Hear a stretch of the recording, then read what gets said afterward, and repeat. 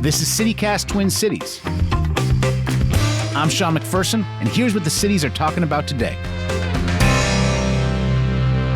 Tiffany, do you love voting or do you love voting? Let me put it this way. Every time I get a "You voted" sticker, I put it on my mirror. Do you ever see people who have it on their clothes for a long time and the "I voted" sticker turns into a "I don't wash my clothes enough" sticker? No. Okay. I have thought, you know what? It's Christmas. I think it's time to actually wash that jacket one time before you keep on wearing that "I voted" sticker. But I'm glad they're comfortable on your mirror in Uptown. And of course, we're thinking about elections today because the Minneapolis and St. Paul elections are happening tomorrow. Later on the episode, we'll be joined by contributors Tane and Winter Keefer. But before we dive into elections, we're going to do a quick roundup of events happening in the Twin Cities this week. CityCast producer Tiffany Bui, what do you have for us? Okay, for Monday, that's today, there is a thing called Equitable Dinners hosted by Mixed Blood Theater. And it's basically a play in somebody's home. And the goal of Equitable Dinners is to bring together strangers and friends from diverse backgrounds to experience theater, share a meal, and talk about complex issues. This time is affordable housing. And that's at 6 p.m., is that right, today? 6 p.m. in someone's house in Powderhorn. I know that sounds really sketchy, but I'm sure this is above water. Just start knocking on doors and hopefully you find somebody who's ready to serve you. Let's look ahead to Thursday. There's a podcast recording happening in South Minneapolis at the Hook and Ladder. Correct. It's the Midwest Murder Podcast hosted by Jonah and Dawn out of Minot, North Dakota. And they're just going to be talking about local murder mystery, true crime stories. It's like a live taping. I personally am not a big true crime person. However, I love a local angle. And that's at 7 p.m. at, like you said, Hook and Ladder. And a pretty big name in the world of Minnesota music is coming back for some shows with the Minnesota Orchestra this weekend. Dessa returns to the Minnesota Orchestra. I love Dessa, huge fangirl. Sean, this is your homie. You played bass for Dessa.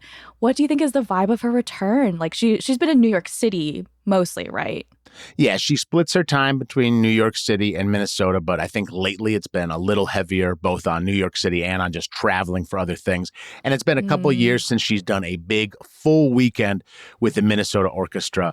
And what I really want to highlight about this is the chemistry between her and Sarah Hicks. Sarah Hicks is the conductor for these shows that she does with the Minnesota Orchestra.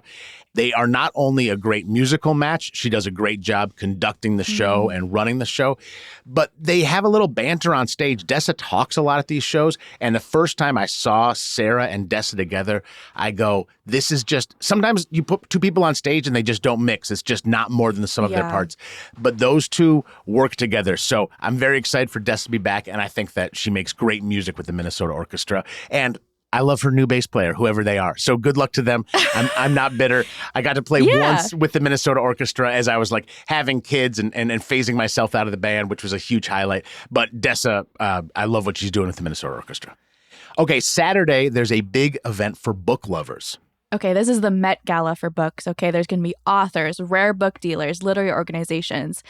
We at CityCast are going to be at the Twin Cities Book Fest this Saturday at Union Depot in downtown St. Paul. We're going to be tabling there. Come stop by, say hi, grab a CityCast sticker and bookmark. We have merch now. We'd love to hear about your favorite local bookstores, authors, what's on your nightstands. That book fest is from 10 to 5, and it's a really who's who of the book community, which I know there's a lot of people in that community here. I'm saying we're nerds, and this is a free event. Yeah, we got to tip our hat to the Rain Taxi folks for doing that, because this is an event that you could probably charge $50 for and people would pay. Yeah. But to make it free, it lets everyone enjoy the books. Not everybody's going to drop $1,000 for a rare pressing, but at least you can get in the building and check this stuff out. Thank you for that rundown, Tiffany. Sounds like a chock-full week of fantastic events. Yeah, leave your warm house. Let's go. Listeners, we're super proud of the calendar we have over at twincities.citycast.fm. In fact, James from our team does a great job updating with awesome events. But in a metro area as vibrant as this, there's no way we'll get to everything. So please let us know what we're missing so we can add it onto this calendar. Drop us a text or leave us a voicemail on the CityCast Twin Cities hotline. That's 612-217-0637.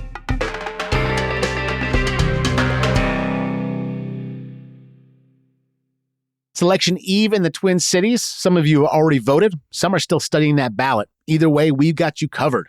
We're going to dive into what's at stake in both Minneapolis and St. Paul for their elections. I'm joined by contributors Tane Danger and Winter Keefer.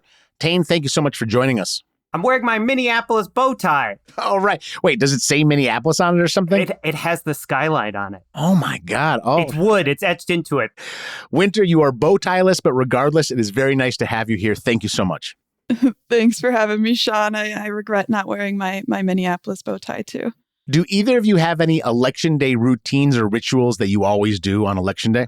My neighborhood has a big coffee and cookie stand outside of polling places. So I go and get an extra cup of coffee and a cookie and revel in democracy. That's really sweet. I love that. As for me, I guess I always just ask around and see if anybody needs a ride to the polls. I'll go sometimes with my roommate, which I think is kind of fun. So mostly just doing that and trying to find what time in my schedule works best to enjoy my time voting. I only make sure to dress reasonably well because one time I went looking a mess and you're standing in line and seeing a lot of people you might know from your precinct. So I try to actually clean up a little bit before I get out and vote. But regardless, I hope everybody does vote, or perhaps you already voted in the past. Now, we opened up the old mailbag from CityCast. Mailbag!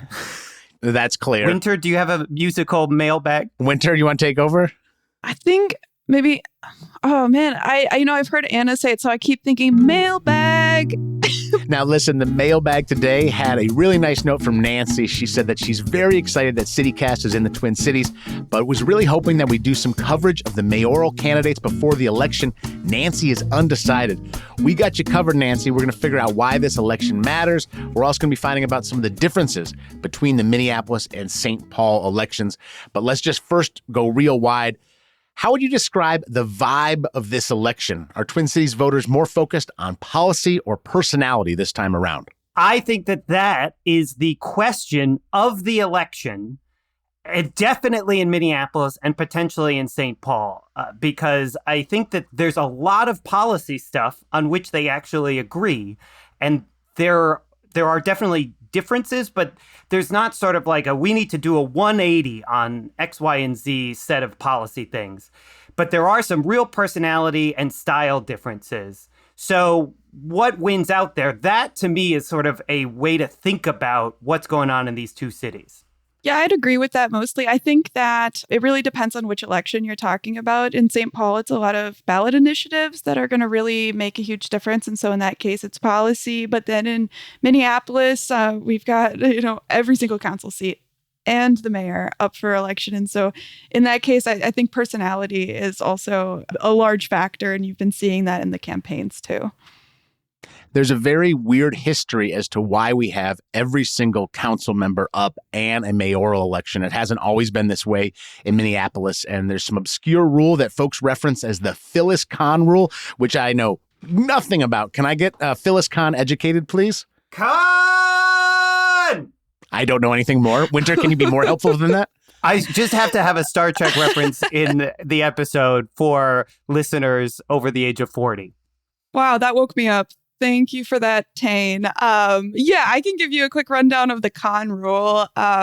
Essentially, if anybody feels like they just voted for city council in Minneapolis, it's because they did. In comparison to prior years, usually a council member runs for a 4-year term. The last 2 elections, it's been a 2-year term. So it hasn't been, it's since 2017 that we've had an election where council is running for a 4-year term. And the reason why is this Kahn rule, which is fun to say. Wrath of Khan. Imagine William Shatner looking straight upwards, shaking violently and screaming every time this rule comes out.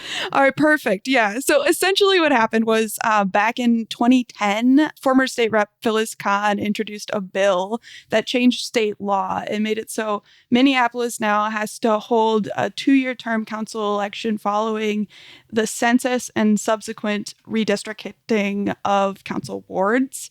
So essentially, the reason for that was that the redistricting of the city pretty drastically changed the wards. So there were multiple wards where many people who were now represented by their council member they didn't vote for didn't have a chance to vote again for their representative until 2005.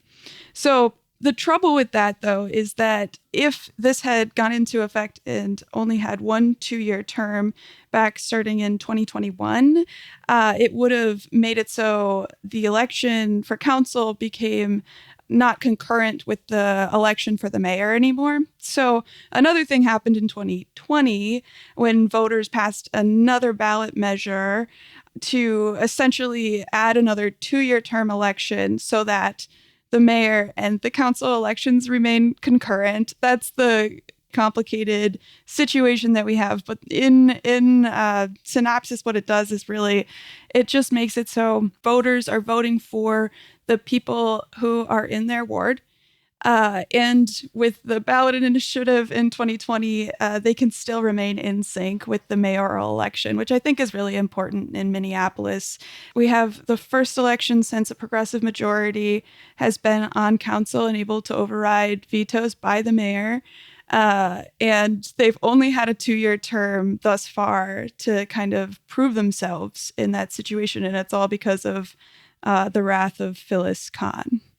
And people really want to get into this. I was looking at this online last night. The city of Minneapolis has a page on their website which outlines when every single election will happen going through the end of this century. And so you can see what years are we going to have elections in the 2090s, which I don't know if that is exciting / terrifying for anybody other than me. Tane, I'll let you look at that one. We're going to stay in a bird's eye view world as we try to cover these mayoral elections and other things that are on the ballot. And let's start with our focus in Minneapolis. Big questions are what's at stake in this mayoral election. And also, as mentioned, there's some key council races. And Tane, you've been in the thick of this. You've been moderating forums. You've been watching this election closely. And this has been just years of huge transitions for cities all around the country. But I'd argue Minneapolis may be chief among the big cities that have changed in identity and changed politically. What are the big changes since the last time we voted? Right. Well, think about the last time that Minneapolis voted for mayor, 2021. Think about what was going on nationally and specifically in Minneapolis in 2021. We were still in depths of pandemic in a lot of ways. We were just out of the murder of George Floyd and the uprising that came out of that. Now, that was Jacob Frey, the current incumbent mayor's first time running for re-election. He won that race. And so now we are looking at Jacob Frey, incumbent, running for a third term, which is not unprecedented. Although I think, as we'll talk about in both Minneapolis and St. Paul, there's something to the effect of politicians being a little like house guests and fish. People don't like them sticking around too long. And so this third term question, I think, is something that is hanging over Jacob Frey and Melvin Carter in St. Paul. That's a great point, Tane. And then, the question now, too, for those who do turn out is whether or not you think they'll be motivated more so by ideology or exhaustion. You know, we're talking about 2021. Many years have passed since then, but that was an exhausting year. What does it look like now in comparison? Do you think it's that ideology or something else? That is my question that I'm waiting for the election to answer in a lot of ways. So I think now is probably a good time, particularly for the mayor's race, to talk about some of the folks that we have on the ballot, because I think that helps to answer this. There are actually 15 candidates running for mayor in Minneapolis, which sounds like a lot. So, we're whittling that down. But we more or less, I think most folks agree there are 4 main candidates. You've got incumbent mayor Jacob Frey. Then you've got challengers the Reverend Dwayne Davis. You've got Jazz Hampton, an entrepreneur and businessman. And then you have Senator Omar Fateh. And so when you ask that question, is this about policy, ideology, or is it about personality or exhaustion? I think that there is a way in which it depends on who you ask and why they're voting. There are ways in which Jacob Frey has done, as I said, a lot of policy things. I don't want to say all policy things, but that it seems like a lot of his challengers actually agree with. increased affordable housing, having the city sort of stand up to some of the federal things that have been happening under Donald Trump. There's a question now about the city moving potentially more to the left on some key issues having to do with still policing and public safety, business regulations, things like rent stabilization/control, depending on who you ask about it. And it's very interesting because those actually split some of those challengers in interesting ways, and yet they all are running against Jacob Frey at this particular moment. A lot of people don't like Jacob Frey, people who work with him. Yeah. A lot of people won't sign on. You talked about his results, which I think are mixed, but there's a lot that a lot of people would tip their hat to. But I don't think he's a great ambassador for centrist values because it seems like there's no bridge he won't burn and no hill he won't die on in so many ways. And I know there's a lot of policy things to talk about, but it also seems like he has such high tension relationships with all the people he works with, including at the county level as well as the city council level. And I know there's exceptions to that. I know there's people who have endorsed him and who work closely with him. But when you talk about exhaustion, Winter, one thing I'm thinking is there a possibility that even if Omar Fateh is different in policies sometimes than Mayor Jacob Frey, might he just have a better ability to grease the wheels and get along with people? He got stuff done at the state level. Can we maybe have a less fraught relationship between a mayor and city council if Jacob Frey isn't in the picture anymore? I think that's a really interesting question. And actually, the candidate I've heard talk the most about that is Jazz Hampton, which makes some sense because Fateh is a very progressive candidate. And right now, as the council currently stands, there are enough progressive-leaning council members to override vetoes by the mayor. And so that has been a huge part of what's made this relationship so fraught. Let's see, I think he's used his veto power in the last few years 19 times. This is why it's so interesting having the council run in this 2-year term, is it really depends on who is on council, on whether or not that relationship is going to remain fraught or not. A lot of the critique against Jacob Frey is on this relationship piece. How can you be an effective mayor if a significant part of the city council doesn't want to work with you? If you are not really doing a good job building some new relationships, and then that trickles up to relationships with the county and with the state and things like that. That is one of the, I think, most explicit knocks against Jacob Frey. What's interesting to me is I hear you on Omar Fateh having built some coalitions and whatnot within his work as a state senator. He is running very explicitly, as Winter said, a very progressive campaign. He's the one candidate who is DSA endorsed. Mm-hmm. And he is... And even within the work that he did in the state legislature, he had a reputation, yes, building some of those coalitions, but also playing hardball. There's reporting about him threatening to leave the DFL while the DFL had a 1-seat majority in the state Senate over legislation he was trying to get passed and did eventually get passed on changing rules about ride sharing, compensation, and things like that. I think what's interesting is Dwayne Davis and Jazz Hampton are explicitly running on, we want to be bridge builders. Each of those candidates is very much saying, we want to be people who can try and bring this back together and find a way forward for everybody. I think more I hear that from them than either Fateh or Frey, not saying they're not into that, but I just think that that's what Hampton and Davis are really trying to sell. Now, what's interesting to me, going to what Winter said, is if Davis and Hampton come in third and fourth in this election, they are far behind these other folks. Does that mean that voters are we're happy with the kind of high stakes poker game that we've been playing here, right? That we really want our thing to win, that bridge building is not as much of a priority for us. I don't know if most voters are thinking about it that way, but it's interesting to see candidates trying to sell that message and seeing whether there is a market for it. We do have some major PACs that are backing some of these candidates and spending lots of money. How does that seem to be shaping this election in comparison to past years? they have tons of money like going into this election. And then you all are probably getting like tons of these flyers in the mail that the PACs are paying for.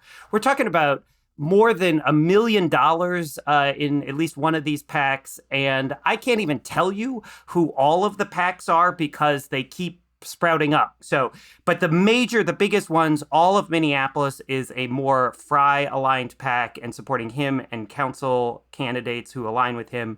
And then you've got Minneapolis for the Many, which is more in the challenger side. So, just the flood of money that is coming into this race is like cranking up the stakes and I think making it a lot more nasty and aggressive in at least like the mailers and advertising that we're seeing because they can do that in a way that's harder for candidates to do themselves. Things are a little less nasty across the river. We are going to get into the St. Paul election, but we want to hear from you. What race are you following most closely? Send us a text or leave us a voicemail on the CityCast Twin Cities hotline, 612-217-0637. As mentioned, there is more election stuff to discuss. Before we do that, we're going to take a quick break.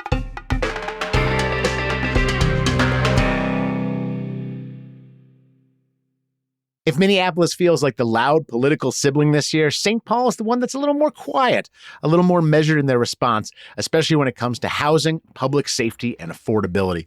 There's a lot of intricacies on the ballot in St. Paul, but we want to find out the top contenders for the mayoral election. Winter, who are those? Sure. I'm going to list 3 of the 5 candidates, the 3 who have actually heavily fundraised. We have incumbent Mayor Melvin Carter. We have State Rep Kali Her, and we have Yan Chen, a business owner and scientist. So, Tane, you are no stranger to St. Paul. You've been doing forums about this mayoral debate as well. What was it like handling that debate at Gloria Day? So I moderated a Minneapolis mayor debate and a St. Paul mayor debate in the same day. I expected, because of the tone of these two races, the Minneapolis one to really have the fireworks and whatnot. And surprisingly, the St. Paul one was the one where people really got into it and really kind of went after each other. Because of ranked choice voting in St. Paul, you could literally rank all of those candidates in St. Paul on your ballot that way. But I don't know. I'm curious from Winter, help me understand, why is it that St. Paul, that was the race that I did this debate and they started kind of going after each other in a way that I was not ready for?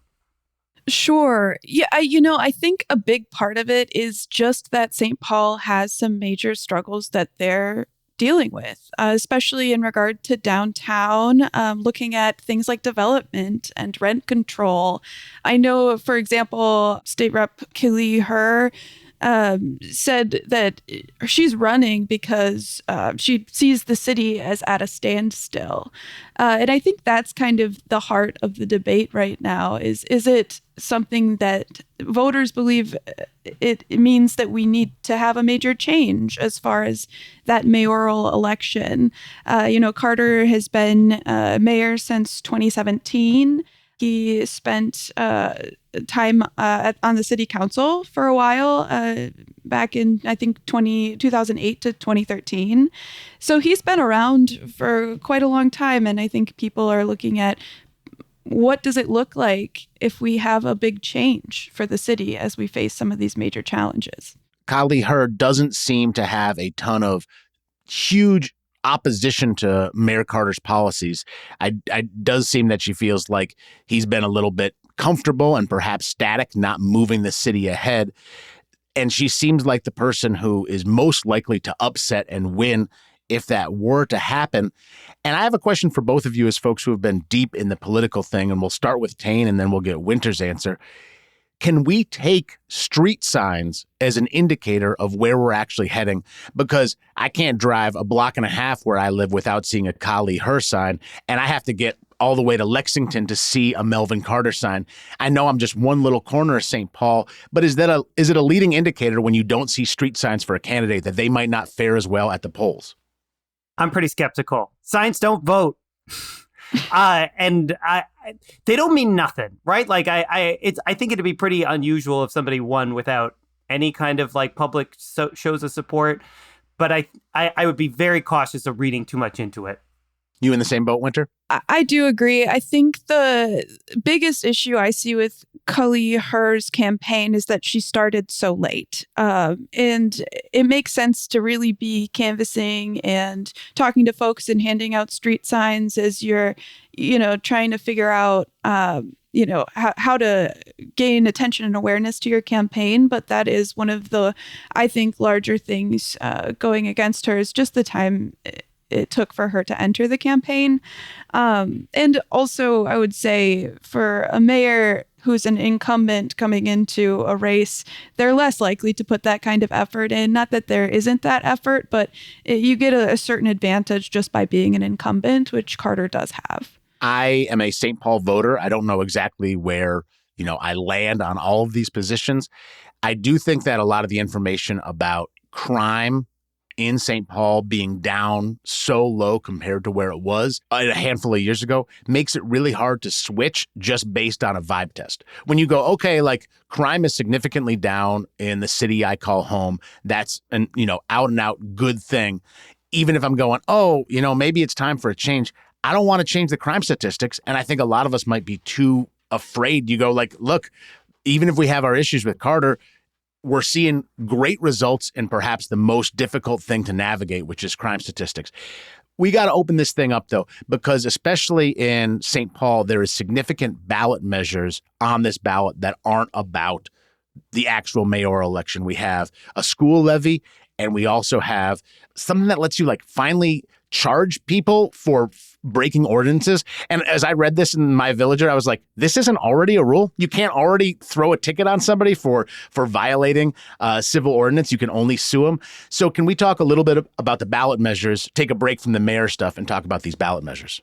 It is rare, to your point, Sean, for a city not to have this measure in their tool belt, which it's been a long initiative by the council. There have been multiple attempts to add this as well under past councils too. The reason that some cities have had opposition to administrative citations, the example I often give is I once worked in Kalamazoo at the Kalamazoo Gazette, and that year the council there had decided to add administrative citations as recourse for people who were sleeping in parks. And so the difference between going to jail for a night and paying a fine was actually pretty large, even if the fine is considered a lesser. However, in St. Paul, the supporters of this are not looking at really trying to penalize individual residents of the city. They're actually looking at large corporate entities. So large property owners who say are not in compliance with city policies and ordinances. It's a pretty large factor in being able to enforce things like tenant protections. That's why council members have been really advocating for this. One of the main ones being actually former council president Mitra Jalali. So it is a pretty major thing to have, say, a rental unit that is out of compliance with raising rent, whatever it may be, and being able to fine them for not being in compliance. It makes it so they're less likely to be out of compliance. The city doesn't have that tool right now. And so that's what this ordinance is about. And this ballot initiative is about, is adding that tool to the toolkit of St. Paul. And the way that they're looking to use it is in making sure there's compliance by large corporate entities. And just one weird thing about this to me, again, is that both Carter and her, the main people, both support these ballot initiatives and have both actively campaigned for them, right? So they're all on the same page on these, right? Yes, and so is the council. The council has voted on this earlier. Everybody's this year. in favor. Yeah, they just want to put it to the people and make sure that is something that the people are looking to add to the city's toolkit as well. So that's what this is about. And it's not the sexiest topic, right? Adding administrative citations. Nobody's like, ooh, let's go. But it is really important. Let's talk about something that's sexy and important. That's the school levy in St. Paul, which will actually impact the funding per pupil for 10 years to the tune of $1,000 per year, but this does have a big impact on taxpayers in St. Paul. For a median valued home in St. Paul, this levy would raise taxes by $26 per month or $309 per year. And this is on top of current school district property taxes. There's a lot of reasons schools have gotten significantly more expensive in the past couple of years, and a lot of losses of funding because a lot of that money that came in during the pandemic is making its way out. As a person who has kids in the St. Paul Public Schools, I sort of am of the spend camp, and I know that our candidates have been in favor of this levy. But I know for a lot of families, $309 a year is nothing to sneeze at, and I don't know that it's a clear bank shot that they're going to get it through and have this happen for St. Paul Public Schools. Do either of you have a take on the likelihood of this being voted in or out? I would say the likelihood is pretty high in St. Paul, with a majority of Democrat voters and a lot of people who have stake in the game, have their kids in the school district. I think there's a pretty high likelihood. I would add to there's just so much at stake right now. There's threats to federal funding. There's current budget challenges, and not just St. Paul schools, but so many school districts. And there's also a $50 million gap in state funding that's been sort of attributed to increases in educational needs for students that make it more expensive to teach kids.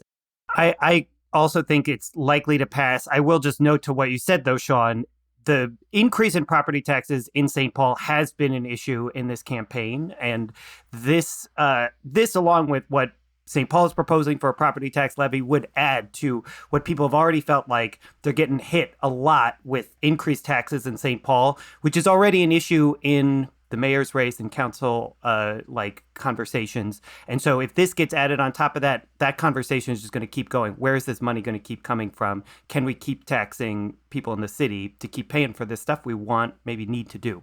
Speaking of St. Paul education, I never learned how to do ranked choice voting when I was a student of St. Paul Public Schools. For anybody who's doing ranked choice voting for the first time, what do you need to know before you step into the ballot box? The most simple thing that everybody should know is you get to rank your choices, as the name would suggest. And it's slightly different in Minneapolis and St. Paul. But basically, you get to put who is my top choice for mayor or city council or any of the races? Who is my second choice? Who is my third choice? If your first choice, if you put, I think Sean McPherson should be mayor as my first choice. And I am the only person who tragically votes for Sean McPherson. And then he is eliminated from the running.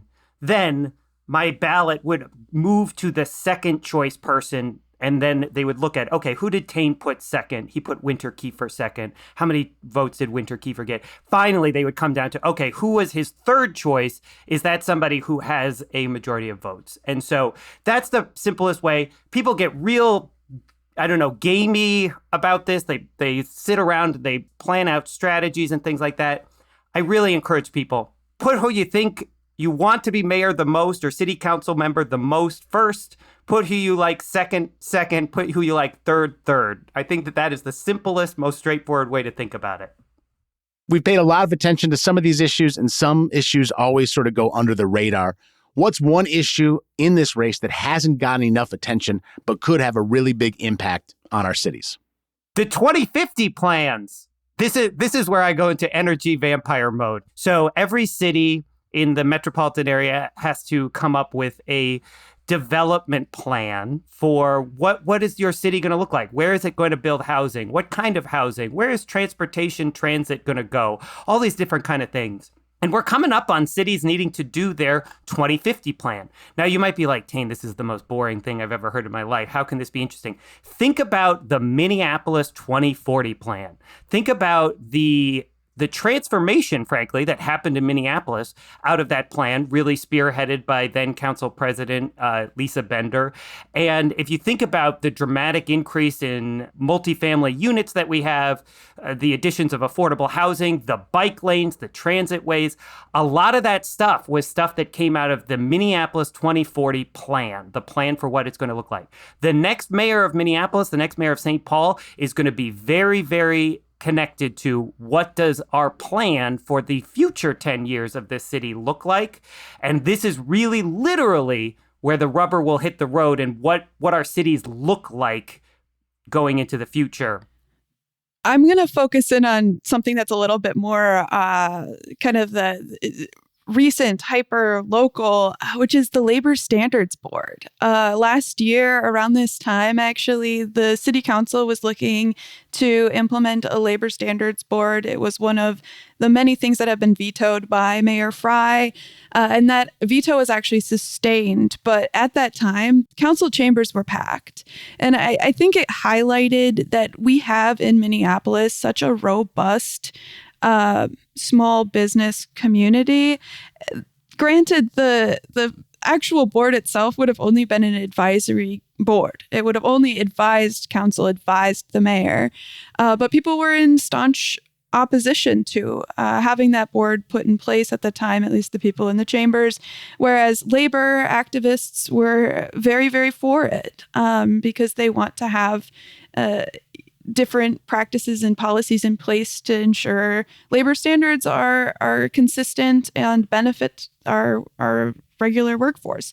But that issue just really drew a lot of people out. And I think it's something that, not to say it again, isn't necessarily the sexiest topic.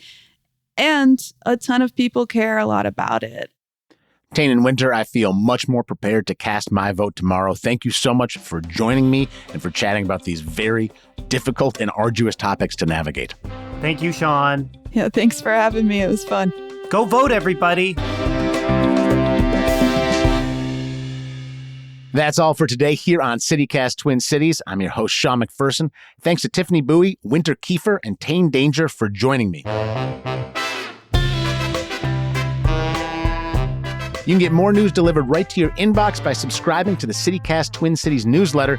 We got to give a huge welcome to our new CityCast neighbors, Chris, Tane, hey Tane, and Carrie. And if you want to become a neighbor and get ad-free shows, exclusive newsletters, merch, access to events, and more, head to twincities.citycast.fm and click on membership in the menu. And if you enjoyed today's show, why not share this podcast with someone who's going to vote tomorrow? We'll see you back here tomorrow for Election Day and for more news from around the city.